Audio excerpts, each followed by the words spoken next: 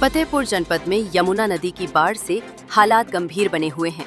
लोग घर छोड़कर राहत शिविरों और ऊंची जगहों पर तंबू लगाकर रहने को मजबूर हैं। अपर जिलाधिकारी वित्त राजस्व श्री अविनाश त्रिपाठी ने बताया कि बाढ़ से अब तक 3 तहसीलों के 19 गांव प्रभावित हो चुके हैं, जिनमें तहसील सदर, बिंदकी और खागा के कई गांव शामिल हैं। कुल 208 परिवारों की 1,115 आबादी प्रभावित हुई है। 335 लोग राहत शिविरों में शरण लिए हुए हैं, जिनमें ललौली इंटर कॉलेज, पंचायत भवन ककोरा और पंचायत भवन महावतपुर आसहट में शिविर संचालित हो रहे हैं।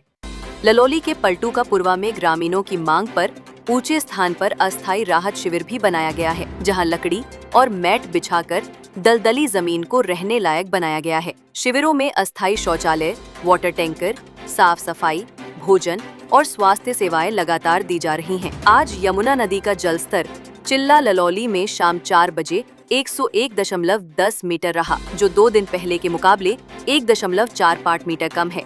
लेकिन खतरे के निशान 100 मीटर से अब भी 1.10 मीटर ऊपर बह रही है।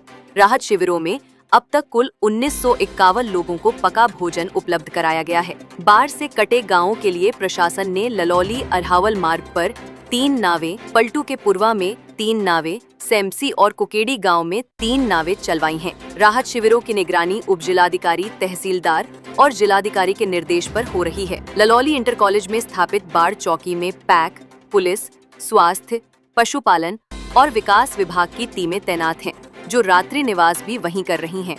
शिविरों में मच्छर और मक्खी से बचाव हेतु नियमित छिड़काव किया जा रहा है। स्वास्थ्य विभाग अब तक 122 मरीजों का इलाज कर चुका है। 712 क्लोरीन टैबलेट और 788 ORS पैकेट वितरित किए गए हैं। पशुपालन विभाग ने अब तक 488 पशुओं का इलाज और 11 क्विंटल भूसे का वितरण किया है। आज तक किसी प्रकार की जनहानि या पशु हानि की सूचना नहीं मिली है। जलस्तर घटने के बाद फसल क्षति का आकलन कराया जाएगा।